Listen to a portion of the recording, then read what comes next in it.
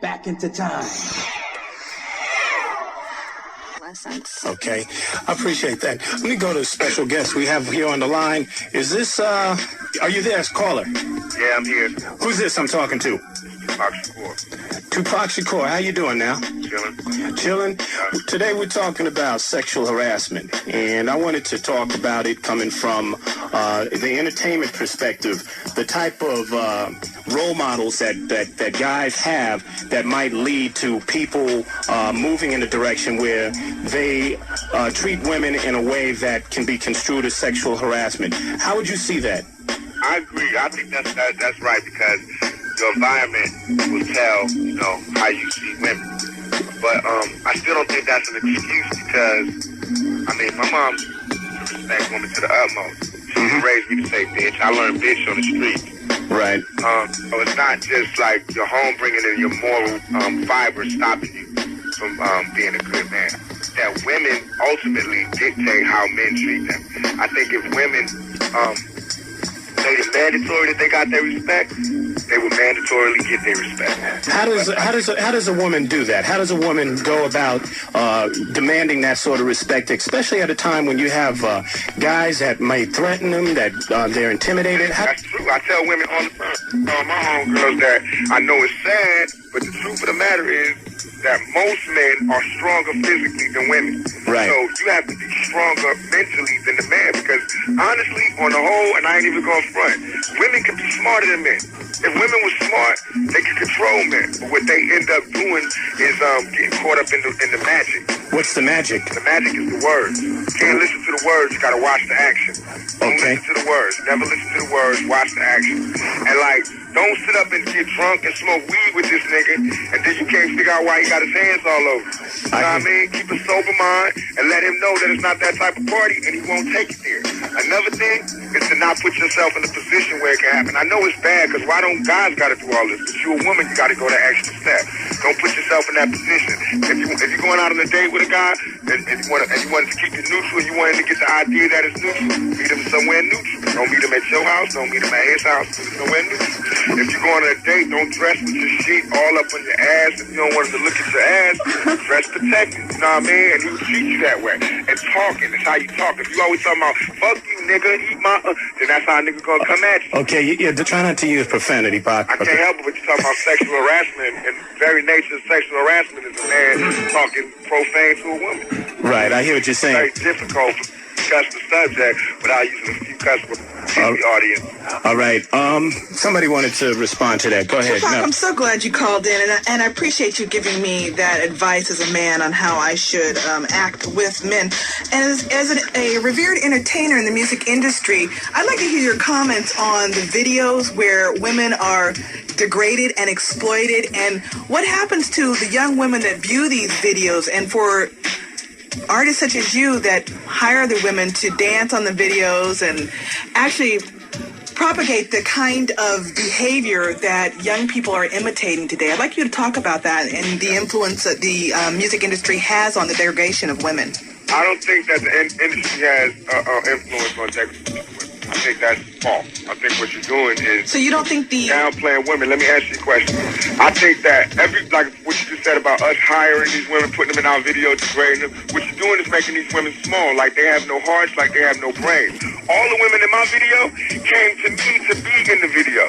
I don't even really hire these women. They come, say, can I dance in your video? And you know what else? It's wrong for you to downplay their job. Just like you do whatever you do, these women dance or perform or whatever they do for a living in these videos, and that's their job, and that's what they do, and women should be allowed to work, doing whatever they want to do of their choice. Everybody's not... So in other words, that the images that we see, we can't necessarily put it on the artist. That who should interpret those images for the young minds that are easily influenced? No. You got it twisted. Women. When I just did California Love, I told the girls like what I wanted them to do in the video. Y'all want everybody to be here. They dressed in the clothes that they wanted to dress in. I didn't dress them.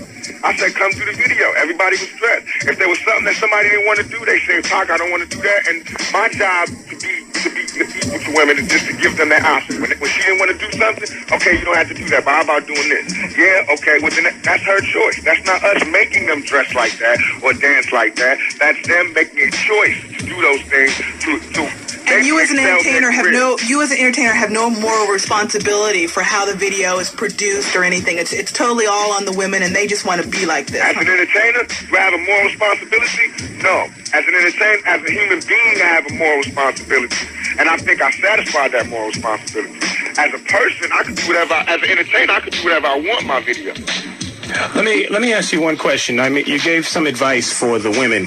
I didn't give advice. I gave my opinion. Right. Okay. Advice. Opinion. What opinion would you have for males out there in terms of how they would look at females and this whole issue of sexual harassment? I think men in general, myself included, we have to slow down and start figuring out exactly. We always assume what women want, and that's where we're wrong. We have to start seeing that some of these women might not be as impressed by us and want to be with us like we swear they want to be with us. Some of these women might not want to be touched and we think they want to be touched. Some of these women might not want us to kiss when we think they want us to kiss. So we got to have enough heart to take no. Right, to say, damn, or just be a man. Like what I do now, just be a man, and no matter how crazy it sounds, ask. I hear that. Can I touch your leg? You know, I mean, it sounds crazy. And that's what you said in one of the most recent interviews I read with you, that from now on, it's going to be a situation you will ask, and if they say no, that party's over. Right. Okay, I hear that. And about the females in the videos, I'm not going to say that, you know, we innocent as far as the images we can portray, because like this next video we doing with Snoop and two of America's Most Wanted, we decided the females, and we said we're not doing no more bathing suit shots. All the females would be like lawyers and some have a job in the video, but you can't dictate that to the entertainer. That has to be up to the entertainer to do that when he wants to do that. Right.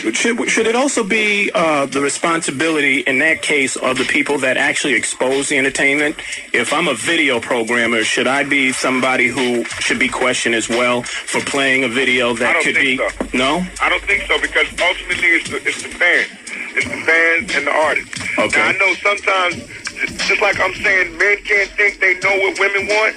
Program directors and women's groups and all these can't think they know what these people want, what the fans want. The fans want what they buying. Now, if the video don't do good, that means the fans don't like it, and I'm not going to try it again. Okay. But if the video is doing good and you holding it back, then you are wronging me as an artist. Okay. And you putting in a position where, I mean, without much, you know, like in the organization that we have in Death Row, like Snoop and me, we got a female management. You know what I mean? Teresa, we got so many women that work with us on a day-to-day basis that it's impossible for us to forget that there are women in this world. It's impossible for us to just straight steamroll over women. Okay. Hey, Pac, I appreciate you taking the time out. Anything that you want to say to the fans up here in the Bay Area about upcoming projects or what we can expect from you coming down the pipe? Yeah, we just teamed up with Hammer. How we bringing Hammer to Death Row. What? Starting a youth. Wait a second. Hammer's going to be on Death Row? Yeah, he out here right now. We hooking up. I just signed 2 groups out of Oakland right now, Street Thugs, and we signed this group from Arkansas. We finna have an athletic league where I'm going to take all the students that got 100% attendance. I'm going to work with the schools that got 100% attendance. We're going to have a league. They can be on my team, Snoop's team, Hammer team, Dre team, Dog Pound team, Quick team, Nate Dogg team. We're having a softball league, females and males. It's going to be from the Bay Area all the way to Sacramento, all through L.A. We got the World Series and Las Vegas. It's going to be a free show that we're going to throw for all the kids to stay in school. Me, Snoop, Dog Pound, the biggest show in hip-hop for free. We're going to close the whole club up for them, have security in there, just give them a free show, no alcohol served. Right. And we're going to have like this little youth league, get the community spirit back. We're going to start throwing block parties and stuff. So that sounds wild. Hammer was a step towards getting Oakland on a serious Death Row family tree. Hey, any new movies for you? Yeah, me and Snoop wrote a movie called 3 Strikes. We putting that together. I got a movie called Gridlock supposed to be coming out. That's why I'm growing my hair now. Okay. Hey, Pac, I appreciate it, and props to you for a big song, California Love, man. Thank you. I appreciate it. Okay, thanks a lot. Who was the woman I was talking to? That was Melanie Dewberry from Girls Incorporated. Okay. Thank you, Melanie. Peace. All right. Tupac Shakur, I want to thank him for calling in this morning as we continue our conversation on sexual harassment. Let me give out the phone numbers.